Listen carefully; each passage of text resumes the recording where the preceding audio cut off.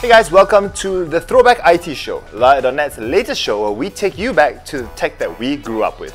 So this week we are talking about luxury phones. When you talk about luxury phones, you probably think Vertu, you probably think of the Porsche design phone.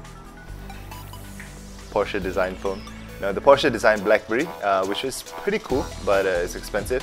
You probably think of the Aston Martin phone, some skins of other phones which are given like higher price tags because of the names they put. But the thing about it is, I'm not sure if you remember, but back in the day, the first people to do luxury phones were Nokia. Nokia did luxury phones super well with the first one, the 8810. There we go. As you can see, the 8810 is beautiful. It is really shiny. Back in the day, there was not much focus on things like screen size or even processor speed, RAM, how much internal memory you had. It was more along the lines of design, and the 8810 is one of the best designed phones of its era. Don't forget, it's a 1998 phone. If you look at it, it's shiny, it has metallic finish, and it's a slider. It is one of the iconic phones in my opinion. The 8810 came out in 1999, which is about 4 years after they started making the first Nokia consumer phones. The problem with it was that if you were seen using one, you'd probably be marked as rich and probably be robbed because it was so expensive. 1 year after that, they made an improved version, the 8850, which we have here in champagne gold,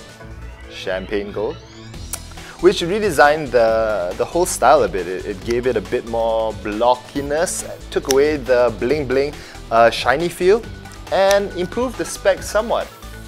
Compared to the Nokia 8810, it wasn't a huge change. It was a bit fatter, but the finish was beautiful. It was a brushed metal finish, and you know what? It was like a bluish, purplish backlight. It looked really smart. It was like those space age sort of thing, and everyone I knew who wanted an 8810 now wanted an 8850.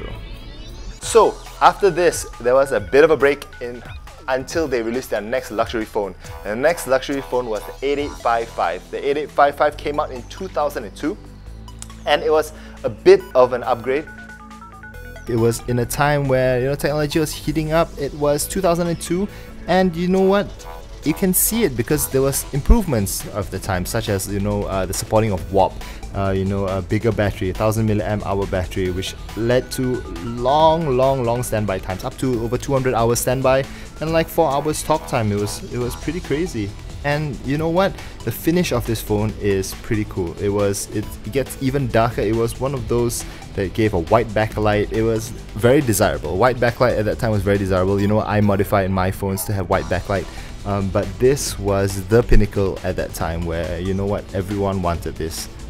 Let me just show you a testament to how well these phones were built before. Okay, look, it's a 12-year-old phone. And yeah, it still switches on and it still works. So with those luxury phones, of course everyone wanted it, but you know what? Not everyone can afford it. So what Nokia did was they gave a cheaper alternative to that. So they don't have the premium metal design and everything. There were plastic ones that followed their design ideology of the 3310, 3210. Everyone knows those phones, the really indestructible phones, the plastic phones. Back then when plastic wasn't like something cheap, wasn't something bad, they came up with this phone, the 8210. The 8210 is a phone that really is close to my heart because I used it. It was a solid phone. And also this phone, a lot of you will remember this one. The 8250, called the butterfly phone for this part over here. As you can see, this one is a little bit worse for wear, but nonetheless, a lot of you own this. The big points of this were that the covers could be taken out, interchanged. I've seen all sorts of covers. I've seen everything. I've seen white light covers. I have seen like Abeng, rainbow colors that reacted to your phone calls. We had it all back then.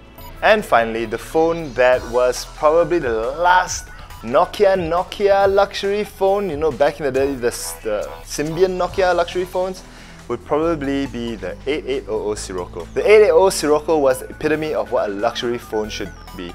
Technology wasn't all there, but it was built so well. It had the scroll wheel, it had a beautiful color screen, it had a camera, and it was something where you took it out and flicked it up, everyone would just stare. It was like that. Phones are not made like that these days. So if you have any memories of any of these phones, any of the phones I mentioned, any luxury phone, or what was your earliest memory about a phone that was so expensive that you could never afford or never dream of affording, please leave a message in the comment section below. If you do want to see something else, you know, another piece of tech, 3310, Motorola Razr V3, we've got that as well, it's coming up. Please do share it in the comment section below.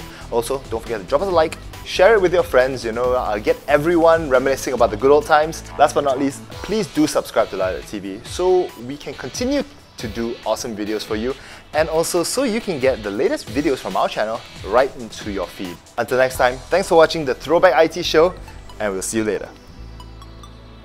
Boom, boom, boom.